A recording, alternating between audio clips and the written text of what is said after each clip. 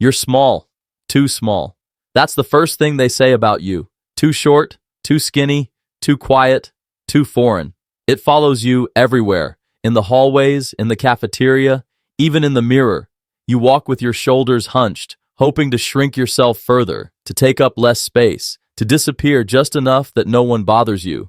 But it never works. You're 9 years old, newly arrived in a country your parents called the land of opportunity. But for you, it just feels cold and loud. The kids at school laugh at your name. They mimic your accent. They wrinkle their noses at your food. You start leaving your lunch untouched. You stop raising your hand in class, even when you know the answer. The only time you speak is when you're forced to. Even then, your voice shakes. Every day after school, you run. Not to get fit, not because you love it, but because you're scared.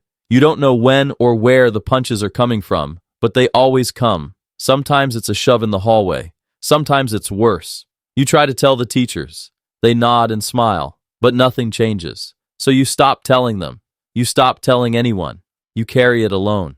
At home, your parents don't know. They already have too much on their shoulders. They work 2 jobs each, send money back home, and pray over every bill. They smile through exhaustion and remind you to study hard, to be strong, to be grateful. You are grateful. You just wish it didn't hurt so much. One day, walking home with your backpack half-zipped and your head pounding, you pass a strip mall you've seen 100 times. But today, something makes you stop. In the corner, behind a liquor store and a shuttered laundromat, there's a gym. The windows are fogged up. The sound of fists hitting pads leaks through the walls. You peek inside. Men and women are fighting, not like the kids at school, but with purpose, with power. You don't know why, but you come back the next day. And the next. You start sweeping the floor just to stay. No one notices. Not yet. But something has started. At first, no one pays attention to you. You're just a quiet kid sweeping mats, refilling water jugs, folding towels. You sit cross-legged in the corner, eyes wide, soaking in every drill, every shout, every punch. You mimic movements in the shadows, jabs, sprawls, hip escapes. You move like someone learning to walk again, awkward, unsure, but you don't stop.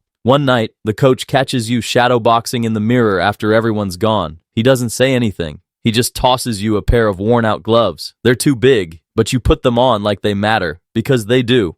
Your first punches are slow and sloppy. You trip over your own feet. Your balance is off, your timing worse. But you come back the next day, and the next. Weeks go by, then months. You get your first mouth guard. You bleed through your first nosebleed. You take your first clean shot to the chin. You cry, but you stay standing. The coach nods once. That's all the encouragement you get. That's all you need. You're 15 when you meet her. She's the niece of the woman who runs the front desk. She's not like the others. She doesn't flinch at your accent. She doesn't care that you show up with bruises or mismatched gear. She talks to you like you matter. You try to be cool. You fail miserably, but she laughs anyway. She watches you train, brings you water when you forget, wraps your hand once when your knuckles crack open. Her touch is careful, soft, like she's holding something fragile. You want to tell her everything, about the bullies, about the loneliness, about how this gym is the only place where you feel like someone, but you don't. You just smile. You say, thanks. She says, you're welcome, like she means it. You fight in back rooms, in parking lots, in tiny rings with crooked ropes and no canvas. You fight grown men twice your size. You get knocked down. You get back up. She's always there, win or lose. And for the first time in your life, you don't feel small anymore. You turn 18 and go pro.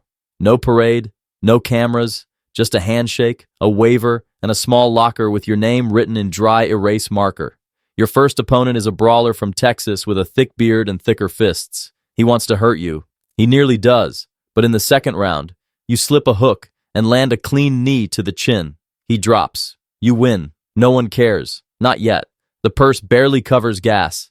The win bonus gets split between gym dues and groceries. You sleep on a futon in your aunt's basement. You train twice a day, flip burgers at night, but you keep going. You're still the kid who ran from bullies, only now you run towards something. She's still with you, always. She drives you to weigh-ins. She packs your post-fight meals. She holds your hand when you're too tired to talk. You still have nothing. No money, no fans, no guarantees, but you have her, and that feels like everything. Then one night, someone films your fight on a cracked iPhone, a spinning back fist KO in the first round. The clip goes viral. Overnight, you're a name. Not a big one, but big enough. You get booked by a larger promotion, a regional card, low on the billing, but real lights, real camera. People start to notice. Articles call you the kid with the fire. Fans message you online. Some call you inspiring. Others say you're overrated. You learn not to read the comments. You read them anyway. You keep winning, not because you're stronger or faster, but because you remember. You remember the beatings in school, the look on your father's face when rent was late, the taste of cold rice because the microwave broke and no one could afford to fix it. You remember fighting before anyone believed you could. Then you get the call. A debut on a televised card. Real money, real eyes. You throw up in the locker room before the walkout. She wipes your mouth. She says, "Whatever happens, I'm proud of you." You win again, this time in front of the world. And just like that, you're in. Everything changes. And then nothing does. You start getting recognized. In grocery stores, at the airport. People want photos, autographs, advice on how to make it. They don't see the ice packs under your hoodie or the cortisone shot in your hip. They don't see the pills on your nightstand or the wince you hide every time you raise your arm. Your ranking climbs. The paychecks get bigger. You buy your parents a house. You marry her in the backyard, beneath string lights and bare feet. She cries during her vows. You try not to. That night, you hold her close and promise her you'll slow down soon. You mean it. For a moment. But the game never slows down. The competition gets younger, hungrier, faster. You feel it in your timing, in your footwork, in the way you wake up every morning already sore. Your coaches say it's just wear and tear. You know better. Something's slipping, quietly, invisibly, but it's slipping.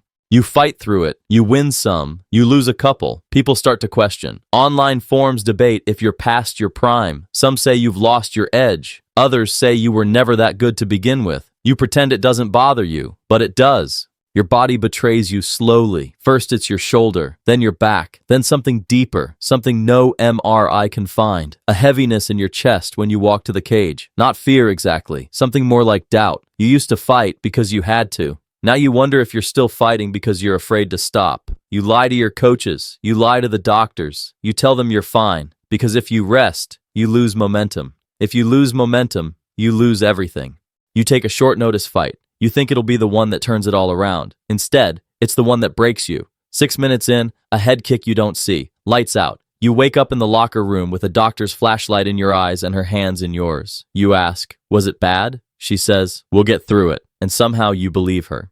No one tells you when it's over. There's no official announcement, no standing ovation, just silence. One day, the phone stops ringing. Your agent stops calling. Promoters stop replying. You tell yourself it's just a slow month. Then it becomes 2. Then a season. You keep training, keep waking up before dawn, keep hitting pads like someone's still watching. No one is. You think about one more fight, just one, to prove you still can.